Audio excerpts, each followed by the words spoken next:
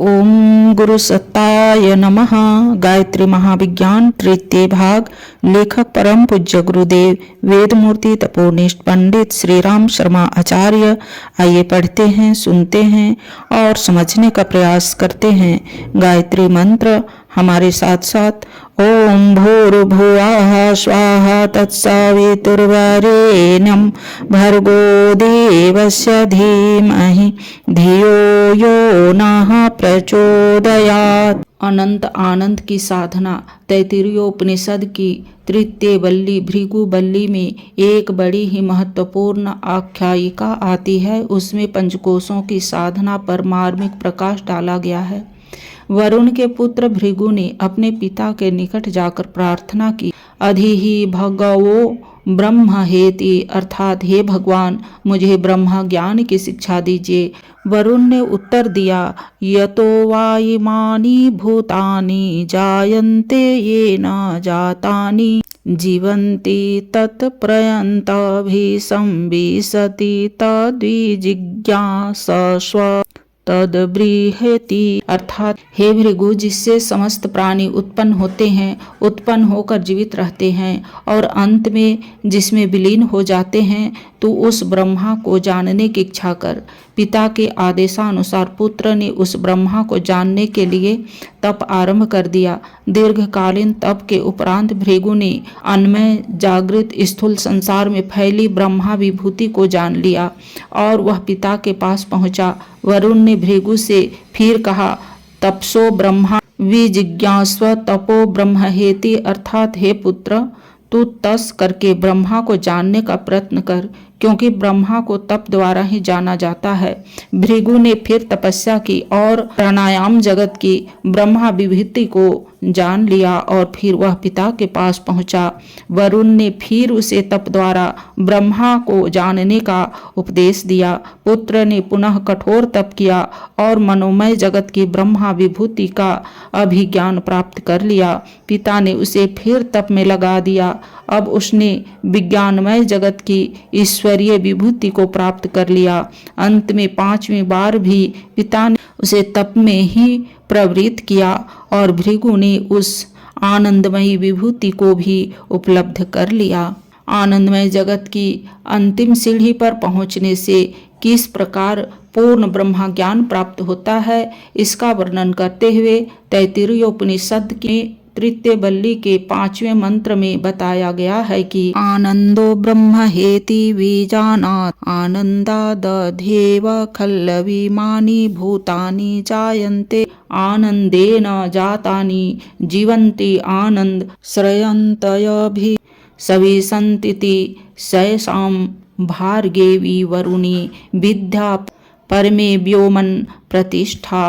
अर्थात उस भृगु ने जाना कि आनंद ही ब्रह्मा है, आनंद से ही सब प्राणी उत्पन्न होते हैं, उत्पन्न होकर आनंद में ही जीवित रहते हैं और अंत में आनंद में ही विलीन हो जाते हैं। उपनिषदकार ने उपरोक्त आख्यायिका में ब्रह्मानंद, परमानंद, आत्मानंद में ही ब्रह्मा ज्ञान का अंतिम लक्ष्य बताया है।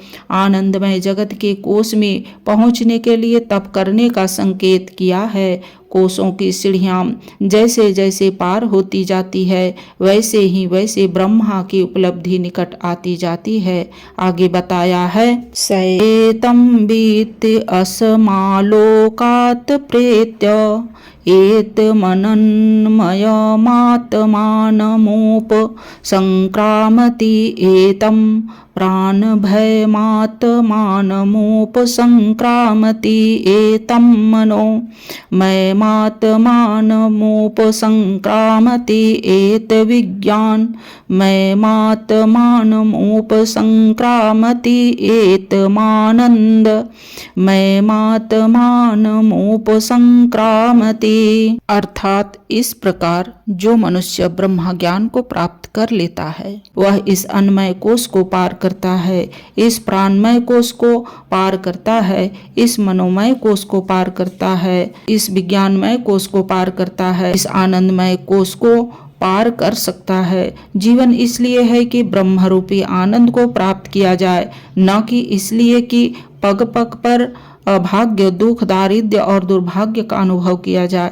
जीवन को लोग सांसारिक सुविधाओं के संचय में लगाते हैं, पर उनके भोगने से पूर्व ही ऐसी समस्याएं उठ खड़ी होती है कि वह अभिलाषित सुख जब प्राप्त होता है तो उसमें कुछ सुख नहीं रह जाता और सारा प्रयत्न मृग तृष्णावर्त व्यर्थ गया मालूम देता है। संसार के पदार्थों में जितना सुख है उसमें अधिक गुना सुख आत्मिक उन्नति में है। स्वस्थ पंचकोशों में संपन्न आत्मा जब अपने वास्तविक स्वरूप में पहुंचता है तो उसे अनिर्वचनीय आनंद प्राप्त होता है।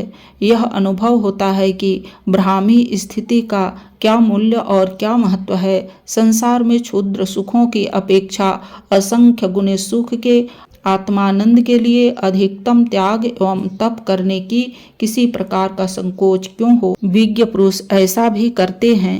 तैत्तिरीय उपनिषद की भृगु बल्ली में आनंद की मीमांसा करते हुए कहा गया है कि कोई मनुष्य यदि पूर्ण स्वस्थ सुशिक्षित गुणवान सामर्थ्यवान सौभाग्यवान एवं समस्त संसार की धन संपत्ति का स्वामी हो तो उसे जो आनंद हो सकता है उसे एक मानुषी आनंद कहते हैं। उससे करोड़ों अरबों गुने आनंद को ब्रह्मानंद कहते हैं।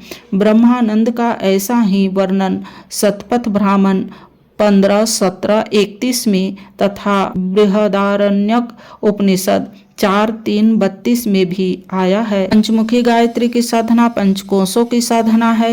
एक एक कोश की एक एक ब्रह्मा विभूति है। ये ब्रह्मा विभूतियां वे सीढ़ी है जो साधक को अपना सुखास्वादन कराते हुए अगली सीढ़ी पर चढ़ने के लिए अग्रसर करती है।